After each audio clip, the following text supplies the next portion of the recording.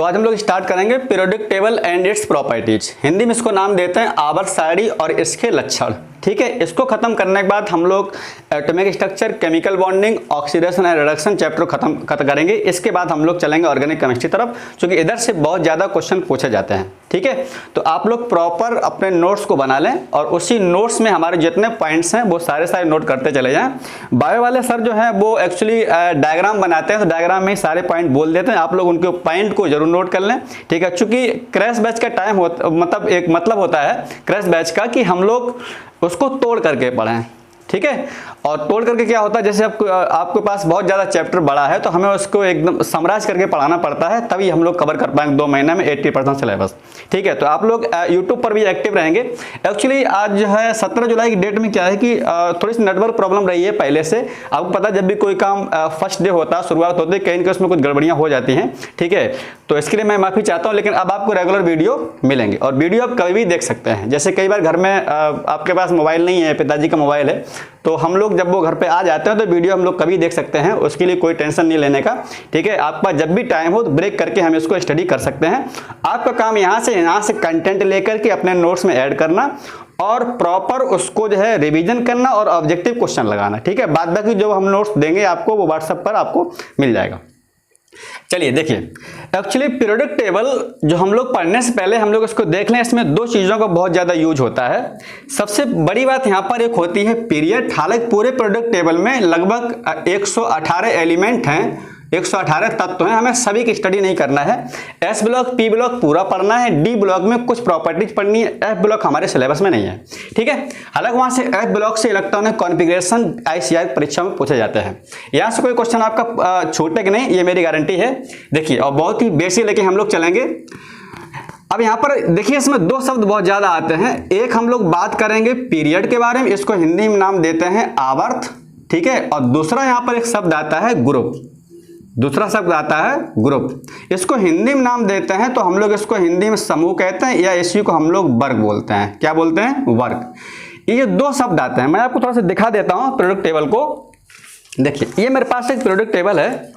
अब एक्चुअली इसमें आप देखेंगे 2 टाइप के कॉलम्स हैं। ठीक है, देखिए, एक कॉलम क्या है कि जो ऊपर से नीचे को आए हैं, इसको हम लोग नाम देते हैं वर्टिकल, और इसको हम लोग बोलते हैं ग्रुप यानी वर्ग या समूह। तो ये हमारा फर्स्ट समूह है, यानी फर्स्ट वर्ग, फर्स्ट ए, सेकंड ए। इसको क्यों कहते हैं first A, second A, S block, P block, तो उसको हम लोग बाद में डिस्कस करेंगे। ये हमारे एस ब्लॉक हैं, पी ब्लॉक हैं। इसकी प्रॉपर्टी कुछ अलग होती है। बीच के जो लोग हैं तो उसकी प्रॉपर्टी दोनों के बराबर होती है। यहाँ पर नाम देते हैं हम लोग उसकी प्रॉपर्टी, इसलिए उनको बीच में रखा गया डी ब्लॉक एलिमेंट। तो ये S block, P block, D block, नीचे क्या है हमारी एफ ब्लॉक। ठीक है, अब यहाँ पर आप देखेंगे ये जो लेफ्ट से राइट तरफ चले गए ये वाले, यानी on moving in a period from left to right, यानी बाएं से दाएं जाने पर। ठीक है, जो हॉरिजॉन्टल कॉलम है उसको हम लोग नाम देंगे क्षैतिज जो खाने हैं, बेड़े जो खाने हैं, उसको नाम देंगे हम लोग क्या? आवर्त। और ऊपर से जो नीचे वाले हैं उसको हम लोग क्या नाम देंगे बेटा?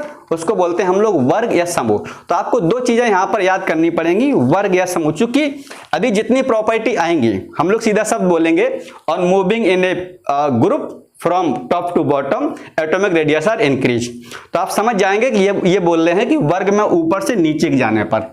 ठीक है, चलिए, तो इसका मतलब ये है, हम ये कह सकते हैं in a periodic table horizontal columns, यानी इसको क्या बोलते हैं? Horizontal columns are called period, यानी इसको हम लोग हिंदी में बोलते हैं क्षैतिज खाने। तो हिंदी में ये बोल सकते हैं, कोई अगर बोले आपसे कि जो क्षैतिज खाने हैं आवर्त सारणी में, उन्हें हम लोग क्या नाम देते हैं? तो horizontal columns are called period and vertical column, यानी वर्टिकल कॉलम आप लोग समझ रहे हैं ना, अभी मैं दिखाया था आपको, वर्टिकल कॉलम आर कॉल्ड क्या हो जाएगा? ये ग्रुप। इसको हम लोग हिंदी में बोलते हैं ऊर्ध्वाधर खाने। क्या बोलते हैं? ऊर्ध्वाधर, और आपको बोलते हैं यहाँ पर ऊर्ध्वाधर खाने।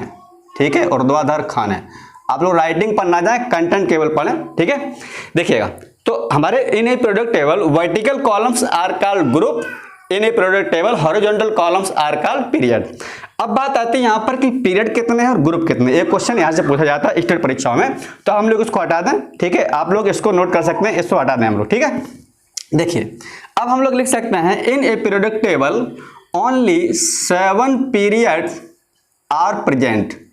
आवर्त सारणी में 7 आवर्त हैं और वर्ग कितने हैं यहाँ पर हम लोग लिख सकते हैं 8th क्या है यहाँ पर 8th आपके ग्रुप हैं, इसी को हम लोग लिख सकते हैं 18 वर्ग हैं। ठीक है, ऐसा क्यों है हम आपको बाद में बताते हैं। अगर रोमन अंकों में क्वेश्चन आता है कि total number of group in a period table, तो आंसर होगा 8 नहीं होगा। और अगर ऐसे लिखा आता है, अब जो नई पीरियड टेबल आई है उसमें आपका 18 वर्ग करके लिखे आता है, तो 18 समूह है, ये हमारा कॉमन क्वेश्चन हुआ। ठीक, अब क्वेश्चन आपके यहां से आते हैं कि पीरियड में सबसे छोटा पीरियड कौन सा है, बड़ा पीरियड कौन सा है, किसमें कितने एलिमेंट है, तो हम लोग उसको हटा दें। चलिए ठीक है, देखिए अब हम लोग देखेंगे यहाँ पर पीरियड के बारे में। यहाँ पर ऐसे लिखते हैं हम लोग, पीरियड को शॉर्टकट में पी लिख सकते हैं। ठीक है, समझ जाएंगे। देखिए अब यहाँ पर लिख सकते हैं हम लोग फर्स्ट पी यानी 1p। देखिए हम आपको दिखाते हैं पीरियड टेबल। एक्चुअली जो हमारा ये n की वैल्यू लिखा है यहाँ पर, ठीक है, देखिए इसमें लिखा नहीं है, लेकिन देखिए ये वाला हमारा फर्स्ट पीरियड है। ठीक है, ये सेकंड है, यहाँ पर लिखा रहेगा पीरियड टेबल में 1 2 3 4 5 6 7। तो टोटल हमारे जो पीरियड है कितने बेटा, 7 पीरियड हैं। तो हम लोग इस पर देखते हैं किस में यहाँ पर क्वेश्चन पूछते हैं। तो हमने लिख दिया यहाँ पर फर्स्ट पी यानी प्रथम आवर्त। इसमें हमारे कितने हैं, 2 एलिमेंट हैं। ठीक है, तो यहाँ लिख देते हैं नंबर ऑफ एलिमेंट, यहाँ लिख देते हैं number of element. Number of element आप लोग समझ रहे हैं, यानी तत्वों की संख्या यहाँ पर। ठीक है, कितनी यहाँ पर तत्वों की संख्या है, तो यहाँ पर लिख देते हैं पीरियड, यानी पीरियड हमारे कितने हैं और नंबर ऑफ एलिमेंट, और यहाँ पर लिख देते हैं उसके बारे में वो कैसा है। ठीक है, देखिए अगर हम लोग बात करें यहाँ पर फर्स्ट पीरियड के बारे में, यानी फर्स्ट पीरियड, तो फर्स्ट पीरियड में टोटल एलिमेंट 2 हैं।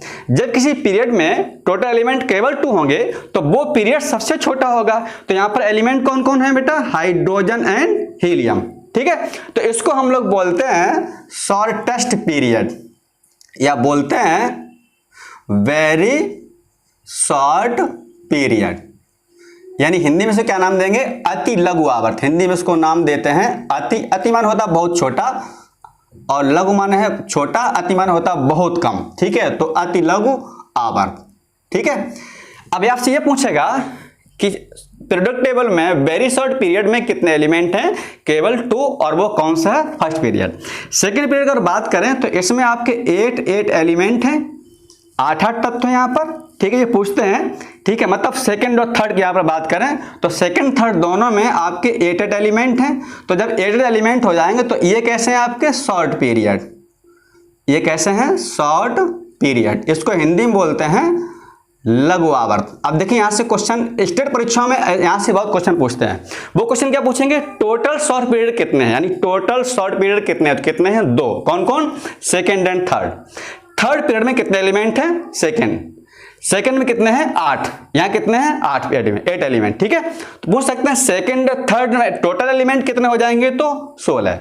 बात हमारी ना, यानी फर्स्ट सेकंड थर्ड में कितने हो जाएंगे, यहाँ पर 2 8 10 18। देखिए क्वेश्चन का टाइप में बताओ ना कैसे क्वेश्चन एग्जाम पूछा जाता है। ठीक है, अब यहाँ पर बात आती है 4 और 5, एक साथ लिख देते हैं 4 और 5। इसमें होते हैं 18। तो जब यहाँ पर थोड़े से ज्यादा हो गए तो कैसे हो जाएंगे ये लोग, लॉन्ग पीरियड। इसको हम लोग बोलते हैं हिंदी में, इंग्लिश में लॉन्ग और पीरियड, और इसको बोलते हैं हिंदी में दीर्घ आवर्त। क्या नाम देते हैं हम लोग, दीर्घ आवर्त बोलते हैं। ठीक है, अब यहाँ पर देखिए, अब जो छठवां यानी जो 6 पीरियड है उसमें हमारे 32 एलिमेंट हैं। जब यहाँ पर 32 एलिमेंट होंगे, यहाँ पर सबसे ज्यादा है, तो इसको हम लोग लिख सकते हैं इंग्लिश में लॉन्गेस्ट पीरियड। अब सबसे लॉन्गेस्ट पीरियड का हिंदी नाम क्या होगा, सबसे बड़ा आवर्त। तो ये पूछते हैं अति लघु आवर्त, इसको बोलते हैं दीर्घ, ये बड़ा है तो उसको हिंदी में नाम देख सकते हैं हम लोग अति दीर्घ आवर्त। इसको हम लोग हिंदी में नाम लिख सकते हैं अति दीर्घ, माने होता है बड़ा, अति माने बहुत बड़ा, तो अति दीर्घ आवर्त हिंदी में इसको लिख देंगे यहाँ पर। अब भाई कई बार पूछेंगे कि सबसे बड़ा पीरियड लॉन्गेस्ट पीरियड कौन सा है, 6।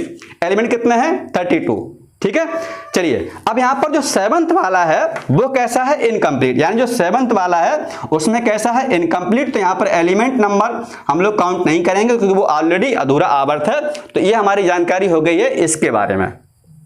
ठीक है, हटाना इसको। यहां से बहुत सारे क्वेश्चन आपको मिलेंगे कि 4th पीरियड में कितने एलिमेंट हैं। तो देखिए 1 ऐसे याद कर लीजिएगा, 2 8 8 18 18 32।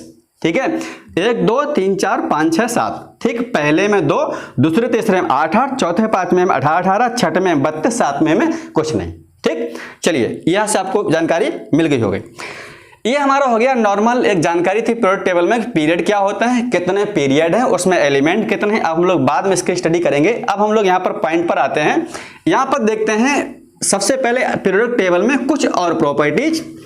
एक शब्द आता है, साइंटिस्ट का एक नाम है वर्जिलियस। इन्होंने फर्स्ट ऑफ ऑल क्या किया था, क्लासिफिकेशन किया था एलिमेंट का कि पीरियोडिक टेबल में एलिमेंट को 3 कैटेगरी में डिवाइड किया गया। हालांकि पुरानी बुक में 2 कैटेगरी में है, आप समझते हैं, metals and non metals.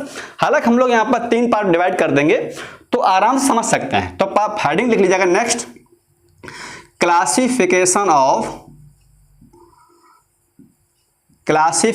Of element.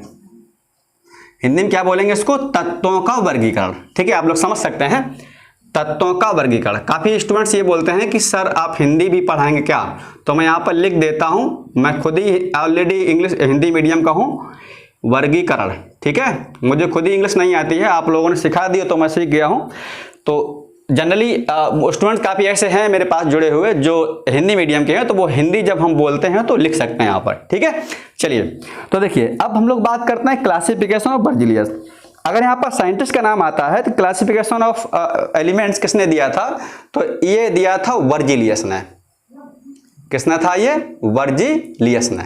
ठीक है, वर्जिलियस। अब ये बताया था वर्जिलियस ने, ये किस पर बेस है, on the basis of physical and chemical properties. तो ऐसे लिख सकते हैं, on the basis of physical and chemical properties. यानी हिंदी भाषा क्या हुई, वर्जिलियस ने तत्वों का वर्गीकरण उनके भौतिक और रासायनिक गुणों के आधार पर डिवाइड किया था। ठीक है, तो इसको हम लोग हटा दें लेफ्ट राइट वाले पॉइंट को। अब हम लोग चलेंगे यहाँ पर पॉइंट के बारे में। देखिए अब इन्होंने 2 टाइप में इन्होंने डिवाइड किया है। ठीक है, there are following 2 types. First one is metal यानी धातु, मेटल्स, और सेकंड यहां पर आता है आपका नॉन मेटल। ठीक है, नॉन मेटल। अब देखिए इस टेबल से कई क्वेश्चन पूछे गए हैं। इसको हम लोग हिंदी में नाम देते हैं धातु। क्या नाम देते हैं, धातु। और इसको हिंदी में नाम देते हैं अधातु। मेटलॉइड या सेमी मेटल हम लोग उसको बाद में लिखा देंगे, पहले अब ये समझ लें। ठीक, और यहां पर लाइन खींच लेते हैं। देखिए अब यहां पर जो हम पॉइंट लिखें वो पॉइंट इंपॉर्टेंट है। पीरियोडिक टेबल में लगभग आपकी 80% मेटल ही हैं। अदर में परसेंट में कुछ गैसेस हैं, नॉन मेटल्स हैं 15%। इसके बाद कुछ वहां पर गैसेस हैं, कुछ रेयर हैं, तो उसके बारे में हम लोग बाद में बात करेंगे। 80% यहां पर मेटल्स हैं, बची हुई जो है वो आपकी अधातु है, नॉन मेटल्स हैं। अब हम लोग इसके यहां पर पॉइंट लिखेंगे, आप लोग हिंदी अपने पॉइंट लिख सकते हैं। देखिएगा, मोस्टली मेटल्स कैसी होती हैं, सॉलिड आर इन नेचर। तो लिख सकते हैं हम लोग, mostly metals are solid but in some exception, but some exception. अब ये एक्सेप्शन आपको याद करने हैं।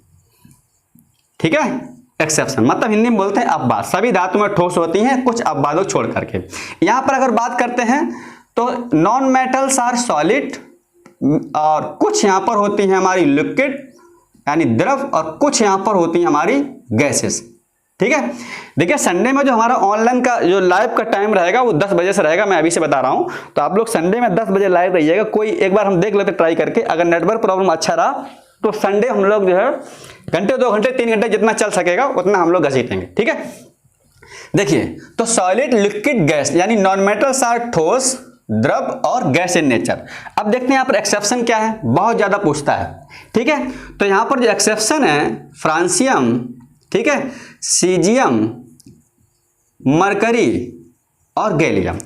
ये जो 4 लोग हैं ये सॉलिड नहीं होते हैं, मतलब इनको छोड़कर कैसे सभी सॉलिड होते हैं, और ये लोग कैसे हैं यहाँ पर जो है ये सॉलिड नहीं होते हैं। ठीक है, अब ये होते कैसे यहाँ पर, तो ये लिख सकते हैं these are liquid in nature.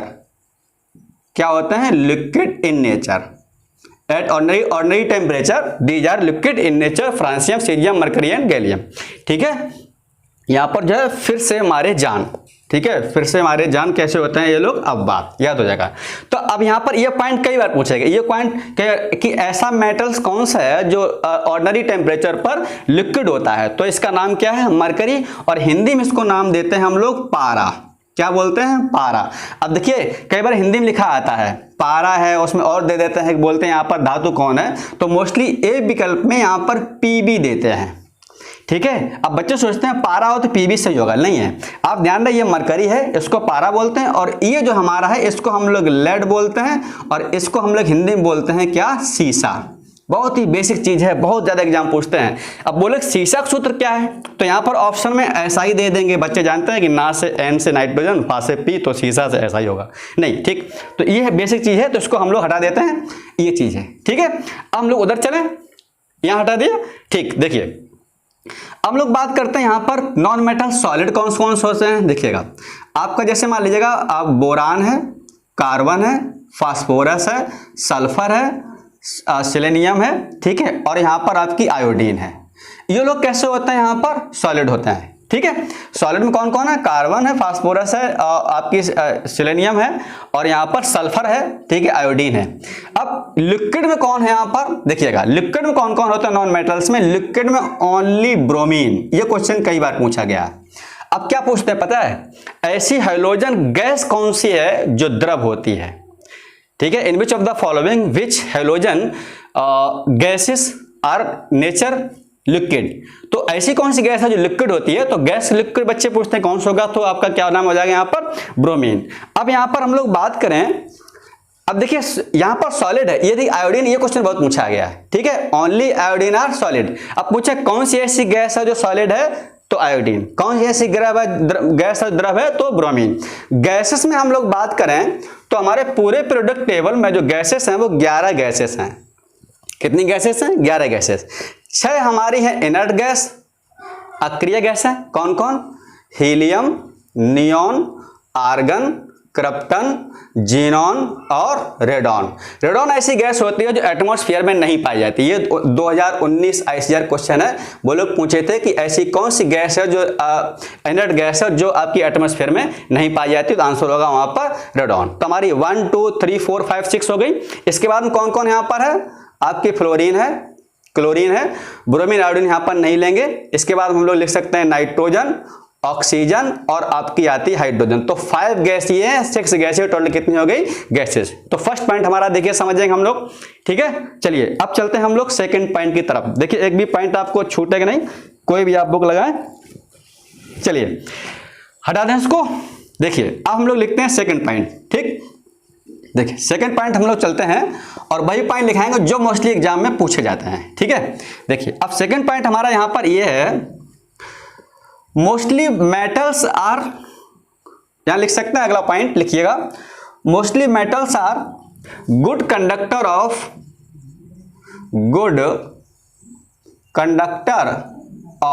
Heat and electricity. इसका मतलब क्या हुआ, हीट एंड इलेक्ट्रिसिटी, ठीक है। इसका मतलब यह है सभी धातुएं ऊष्मा की सुचालक होती हैं। अब इसको हिंदी हम लोग नाम देते हैं सुचालक। अब देखिए इसका मतलब क्या सुचालक है जानते हैं, जैसे कुकर का आपने हैंडल देखा है, ठीक है। अब उसमें प्लास्टिक लगी रही थी, प्लास्टिक क्यों लगी रही थी, क्योंकि वो हीट जो है वो प्लास्टिक में ट्रांसफर ना हो पाए। क्योंकि जो आपकी प्लास्टिक का कुकर में खाना बनाते समय पकड़ते हैं हम लोग, तो वो नॉन कंडक्टर यानी कुचालक है। कुचालक वो होता है जिसमें हीट का फ्लो नहीं होता है, और जिसमें हीट का फ्लो हो जाता है वो कैसे होते हैं, कंडक्टर। तो हमारी मेटल्स होती हैं वो कैसी होती है, कंडक्टर। अब कई बार हम लोग खाने में क्या करते हैं, अपनी कंचुली उसमें चमचा छोड़ देते हैं, ठीक है। अब जब अचानक पकड़ा तो क्या होता है, वो हीट ट्रांसफर हो जाती है, हमको झटका लग जाता है। तो मतलब वो कैसी है, सुचालक है। लेकिन कुचालक मतलब क्या, जितनी प्लास्टिक होती है इसमें ट्रांसफर नहीं होता है। इसलिए जितनी मेटल्स की वायरिंग होती है, देखेंगे इसमें केबल में, विद्युत केबल में एल्युमिनियम और कॉपर के वायर यूज होते हैं, ठीक है। जितने भी ये केबल लगी रहती है तो बिजली आती है, तो उसमें कैसे होते हैं, क्योंकि उसका काम क्या होता है आपकी। अब यहां पर आता है गुड कंडक्टर कौन है, ये क्वेश्चन 2 क्वेश्चन पूछे गए हैं, ठीक है। लेकिन अब यहां पर देखिएगा ये good conductor heat and electricity है, तो non metals are non conductor यानी ये कैसी होती हैं, हिंदी में बोलते हैं इसको कुचालक। अब देखिएगा कुचालक में यहां पर एक एक्सेप्शन है, कौन कौन, कार्बन का ग्रेफाइट, एक्सेप्ट ग्रेफाइट। ये क्वेश्चन कई बार पूछा गया, एक्सेप्ट क्या है, ग्रेफाइट। और ग्रेफाइट क्या है, कार्बन का एलोट्रॉप, हिंदी में इसको ग्रेफाइट ही बोलते हैं। यानी इसको छोड़ करके सब कैसे होते हैं, नॉन कंडक्टर। अब वो बोलेंगे कौन सा ऐसा नॉन मेटल्स है।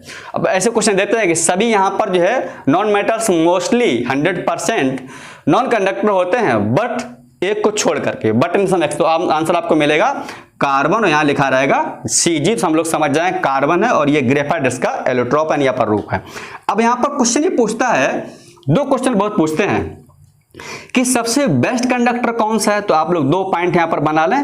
एक हम लोग लिखेंगे बेस्ट कंडक्टर, बेस्ट कंडक्टर आप लोग समझ रहे हैं सबसे अच्छा सुचालक, और एक होता सबसे घटिया सुचालक, तो उसको बोलते हैं पुअर कंडक्टर। क्या नाम देंगे? Poor conductor. अब यहां पर अगर बोलेगा तो इसका आंसर है सिल्वर, चांदी, और इसका आंसर यहां पर क्या हो जाएगा, ये देखिए सिल्वर है, अर्जेंटम, ये चांदी का सूत्र है, ठीक है, और पुअर कंडक्टर में यहां पर आ जाएगा लेड। अब ऐसे बोलेंगे ऐसा नहीं उनमें कौन सा मेटल्स है, ये बहुत भारी होता है, रीजन है यहाँ पर, ठीक है, इसका मॉलिक्यूलर वेट ज्यादा होता है, इसमें इलेक्ट्रॉन ट्रांसफर नहीं हो पाते हैं, और इसमें क्या होता है, हल्का होता है इलेक्ट्रॉन ट्रांसफर। अब लोग बोलेंगे कि क्यों ना हम लोग सिल्वर को यूज कर लें कंडक्टर, जब अच्छा है कंडक्टर है, लेकिन ये बहुत महंगा होता है, जब एल्युमिनियम लोग वायर लोग चुरा लेते हैं तो इसको चांदी कहाँ छोड़ेंगे, ठीक है, इसकी वजह ये क्योंकि ये बहुत महंगा होता है, हम लोग इसकी यहाँ पर यूज नहीं करते हैं। तो दो पॉइंट आप समझ गए, सबसे अच्छा धातु सुचालक कौन सा है, सिल्वर, सबसे घटिया कौन सा है, तो आ जाएगा लेड। पॉइंट नंबर अगला हटा दें इसको, ठीक, देखिए ऐसा करते हैं, टोटल हटा देते हैं ना ये वाला पूरा पॉइंट, क्योंकि हमें थोड़े से पॉइंट ज्यादा लिख लेंगे तो आपको जो है जल्दी यहाँ पर कंटेंट मिल जाएगा।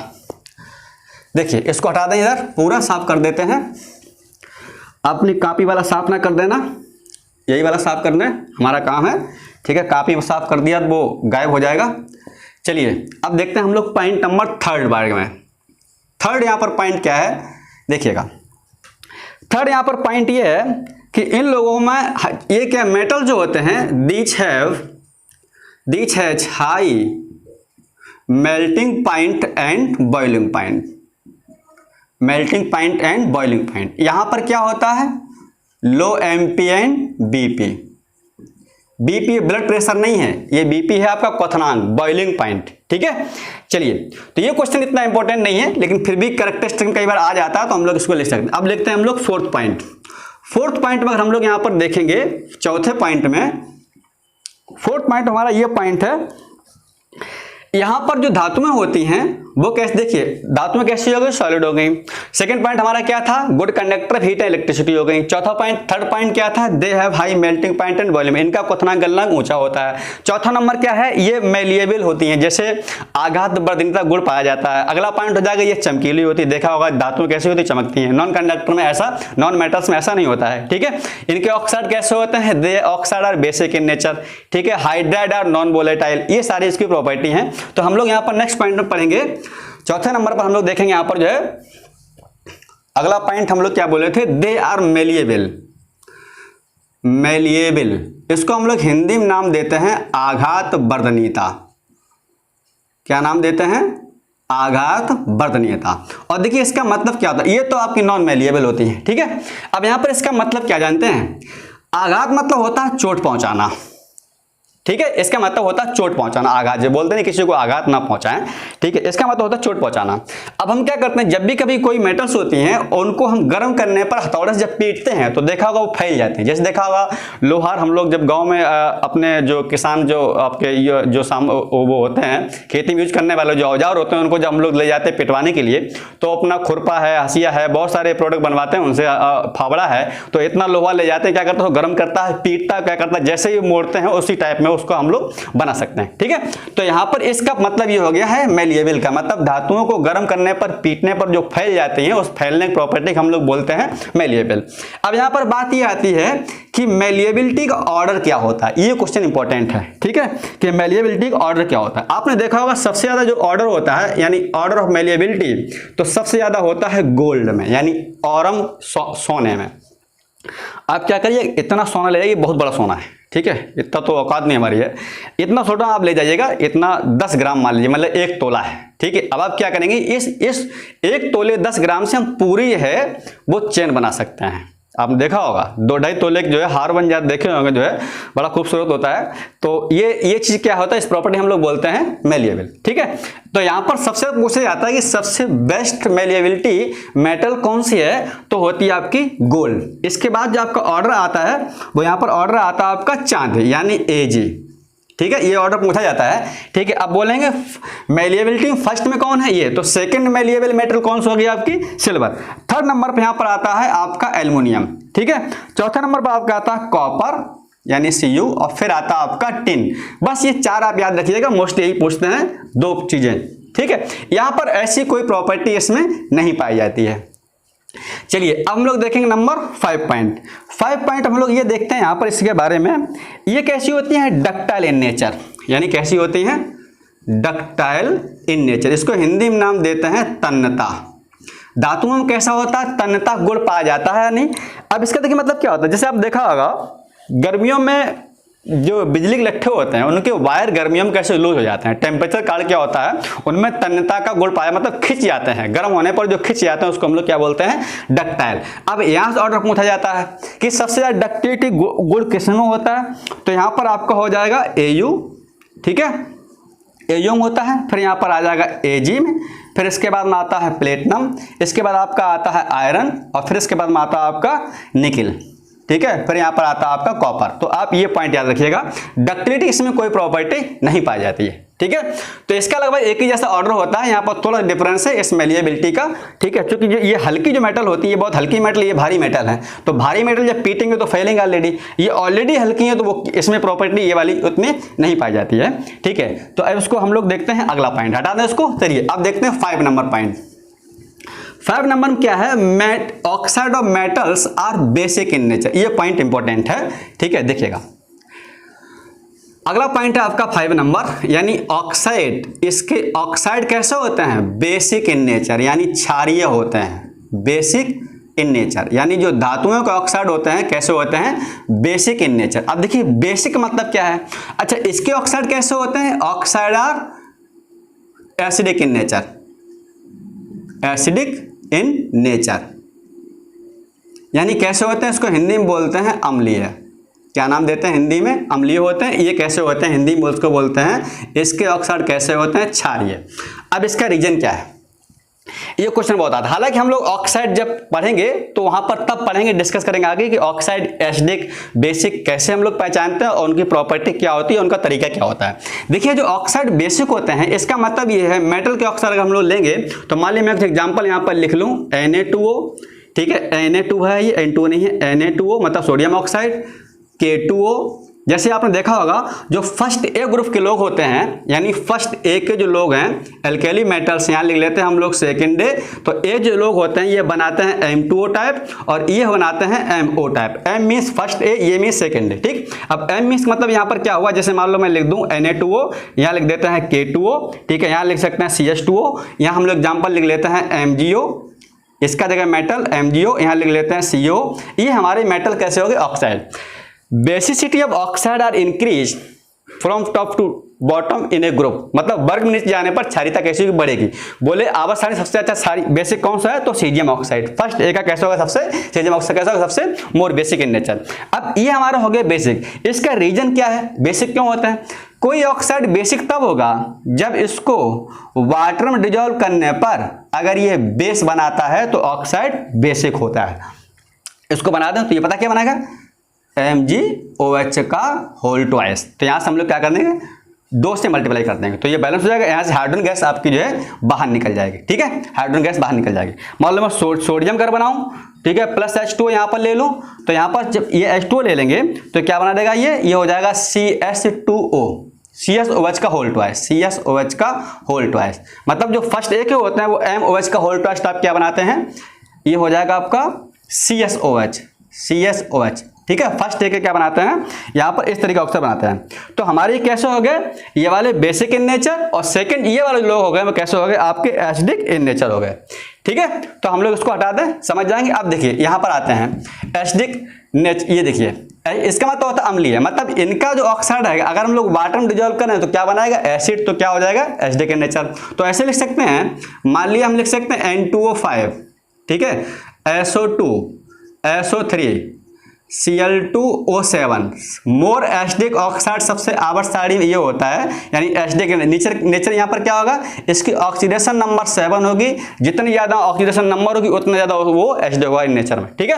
तो ये सारे कैसे हो गए, अब देखिए इसको HNO2O5 is react with H2O, जब क्रिया करेगा H2O के साथ में तो क्या बनाएगा HNO3, ये बनाएगा H2SO3 सल्फ्यूरस एसिड, ये बनाएगा सल्फ्यूरिक अम्ल, यानी जब ये बना रहा एसिड तो क्या हो जाएगा एसिडिक इन नेचर। तो हमारे नॉन मेटल्स के ऑक्साइड कैसे हो गए एसिडिक और ये कैसे हो गए हैं बेसिक इन नेचर। तो ये हमारी प्रॉपर्टी कुछ हो गई है। अब हम लोग बात कर लेते हैं कुछ और पॉइंट के बारे में, फिर हम लोग ये वाला पॉइंट जो है हमारा यहाँ से खत्म हो जाएगा, ठीक है। चलिए ये इंपॉर्टेंट पॉइंट थे जो बहुत ज़्यादा आपके बेसिक मजबूत करेंगे और ये पॉइंट आपके पूछे जाते हैं एग्जाम में, ठीक है। हटा दे इसको। देखिए अगला पॉइंट ये है, इसके जो हाइड्राइड होते हैं यानी हाइड्राइड ऑफ मेटल्स, ये कैसे होते हैं नॉन वोलेटाइल, नॉन वोलेटाइल।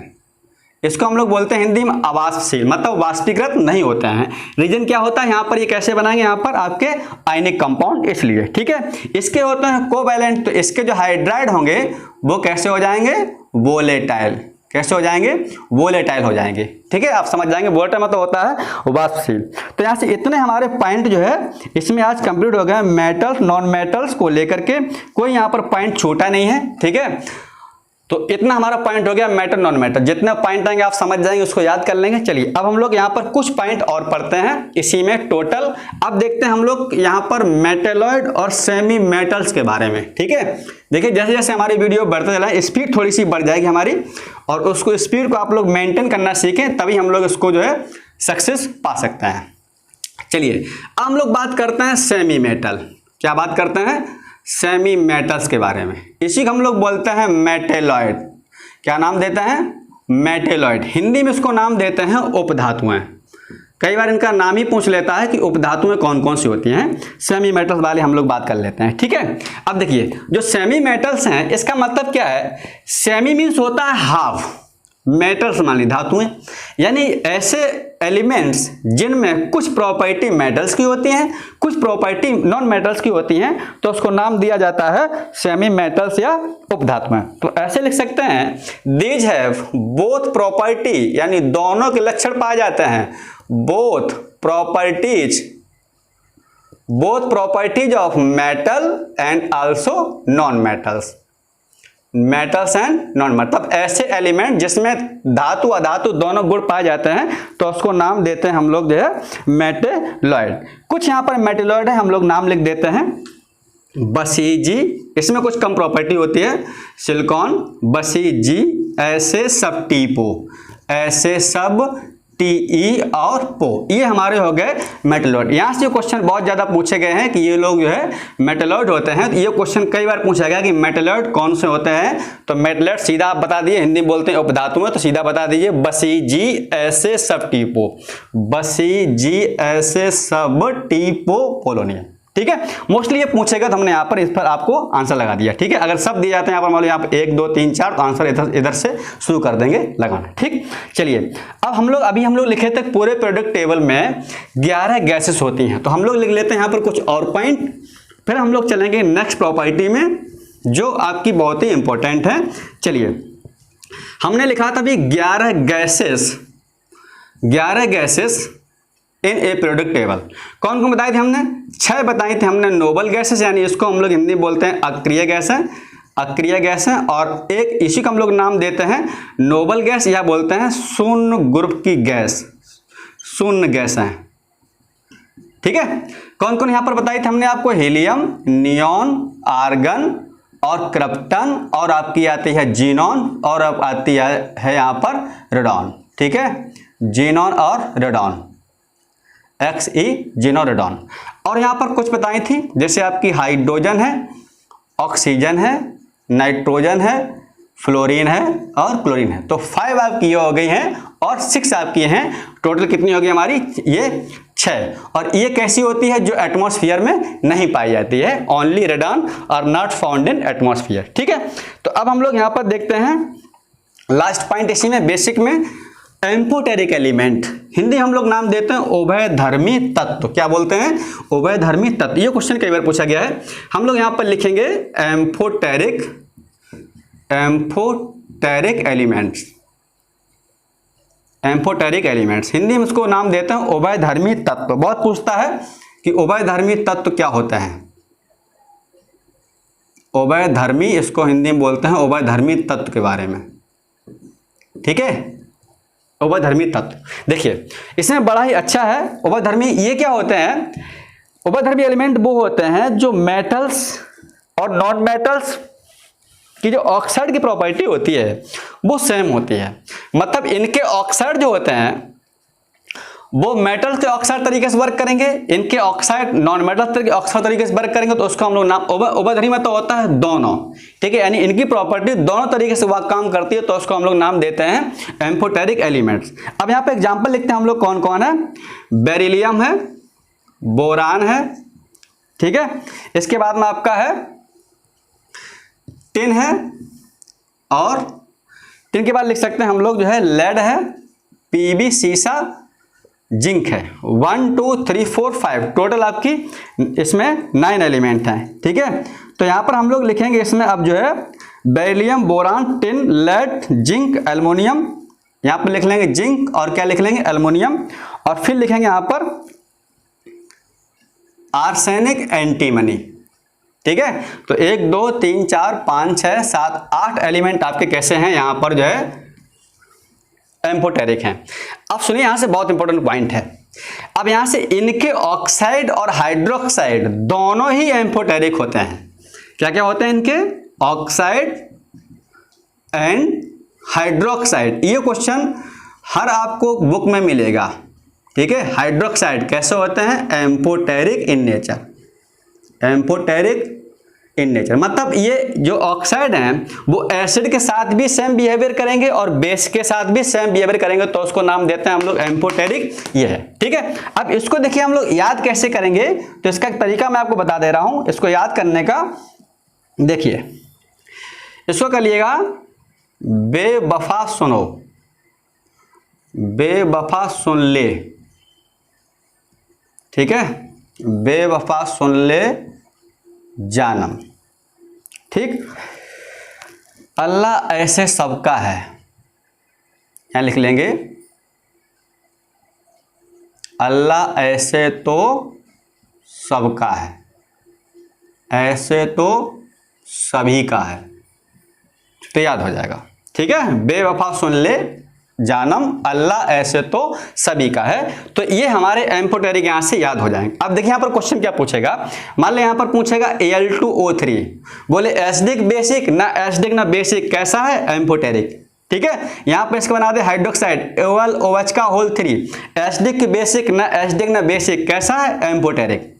बात हमारी ना, इसका कोई भी ले लो, मान लो यहाँ पर ले ले जिंक O, तो ये कैसा है एम्फोटेरिक। ZnOH का होल ट्वाइस, कैसा है ये एम्फोटेरिक इन नेचर। मतलब इसमें से इसका कोई भी ऑक्साइड ले लें, हाइड्रोक्साइड ले लें, दोनों कैसे होंगे एम्फोटेरिक इन नेचर। और यहाँ से कई बार क्वेश्चन, बहुत सारी परीक्षाओं में बहुत से क्वेश्चन पूछे जा चुके हैं। तो ये हमारा आज रहा इसका बेसिक फर्स्ट पार्ट। हम लोग मिलते हैं सेकेंड पार्ट में, तो आप लोग परेशान नहीं हो। अगर कोई वीडियो लेट हो जाता है तो आप लोग परेशान नहीं हो, बस 1 हफ्ते के टाइम है, हम इतने वीडियो अपलोड कर देंगे, आप लोग पढ़ नहीं पाएंगे, ठीक है। चलिए मिलते हैं नेक्स्ट वीडियो में, थैंक यू।